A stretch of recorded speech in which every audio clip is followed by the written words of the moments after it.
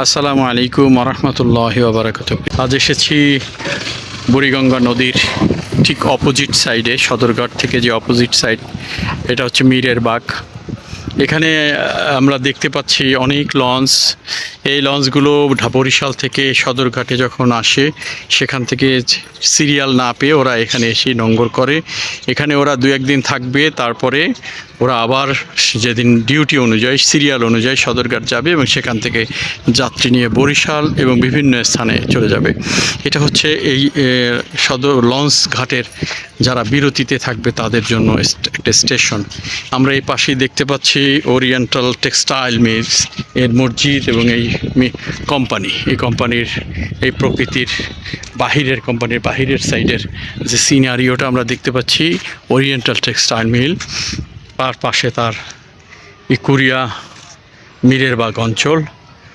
ঠিক তারপরে আমরা দেখতে পাচ্ছি বুড়িগঙ্গার সেই জুরাইনের পথ, যে আমরা ব্রিজ দেখতে পাচ্ছি। এটা হচ্ছে এই কেরানীগঞ্জের সাথে ঢাকার যে সংযোগ সেতু, সেই আমরা বলি পোস্তাকোলা ব্রিজ।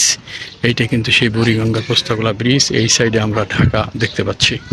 এটা আপনার ঢাকা, ঠিক বুড়িগঙ্গা নদী, যেই নদী ঢাকাকে সমৃদ্ধ করেছে, ঢাকাকে আবদ্ধ করেছে।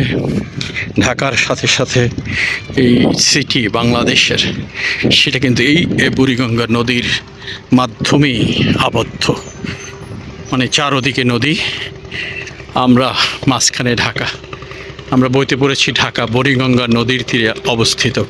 সেই বুড়িগঙ্গা দেখতে পাচ্ছি, একদিকে ট্রলার চলছে, ট্রাফিক আছে এখানে সমস্ত নিয়ম নীতি আছে, কিন্তু পানি কিন্তু তার গতি সেই তার মতোই রেখেছে। সে তার নিজের গতিতেই আসে, নিজের গতিতেই যায়। এই প্রকৃতির যে সীমাবদ্ধতা, আল্লাহ রাব্বুল আলামিনের যে নদীর স্রোত এবং ভাটা জোয়ার, এগুলো কিন্তু কোনো মানুষের নিয়ন্ত্রণ করা সম্ভব না। এগুলো চলছে তাদের নিজস্ব গতিতে, নিজস্ব রীতিতে, সেই সৃষ্টিকর্তা আল্লাহ রাব্বুল আলামিনের নির্দেশনায়। আমরা এই নদীকে ব্যবহার করে আমরা আমাদের জীবন যাপন করছি। একদিকে এই নদীর মাধ্যমে আমরা মাছের যে চাহিদা পূরণ হচ্ছে, অন্যদিকে এই নদী ব্যবহার করে বিভিন্ন যানবাহন, মানুষ চলাচল করছে, পণ্য চলাচল করছে। এর মাধ্যমে আমরা উপকৃত হচ্ছি। কখনো কখনো এই সিজনটা খুব খারাপ হয়ে যায়, এই নদীর পানি এতটাই নোংরা হয়ে যায় চারদিকে, যেহেতু মিল বজ্র পদার্থের কারণে এই নদী আবার একেবারে এত গন্ধযুক্ত পানি হয়ে যায়। আবার কখনো কখনো এই নদী অনেক সুন্দর। আমরা বড় বড় অট্টালিকাগুলো দেখতে পাচ্ছি ঢাকার মধ্যে, ঠিক তার বাইরে, এখানে ঢাকার বাইরে প্রকৃতি দেখতে পাচ্ছি। পাখি গান গাচ্ছে, গাছ লতা পাতা সব সুন্দর একটা প্রকৃতি পরিবেশ, কাকের ডাক, হ্যাঁ, সব কিছু আমরা দেখতে পাচ্ছি। এই প্রকৃতির ন্যাচারাল দৃশ্য আপনাকে দেখানোর জন্য, আমি নিজেও উপভোগ করার জন্য, সবাইকে নিয়ে উপভোগ, এবং সব সময় ভালো মন্দ মিলিয়ে আমাকে সাপোর্ট করবেন, আমাকে ফলো দিবেন, আপনাদের মূল্যবান মতামত দিবেন, আমার ভুল ধরিয়ে দিবেন, যাতে আমি আরও সুন্দরভাবে আপনাদের সামনে উপস্থাপিত হতে পারি। আপনারা যদি ভুল ধরিয়ে না দেন কমেন্টসের মাধ্যমে, তাহলে আমি কিন্তু শুদ্ধ হতে পারবো না।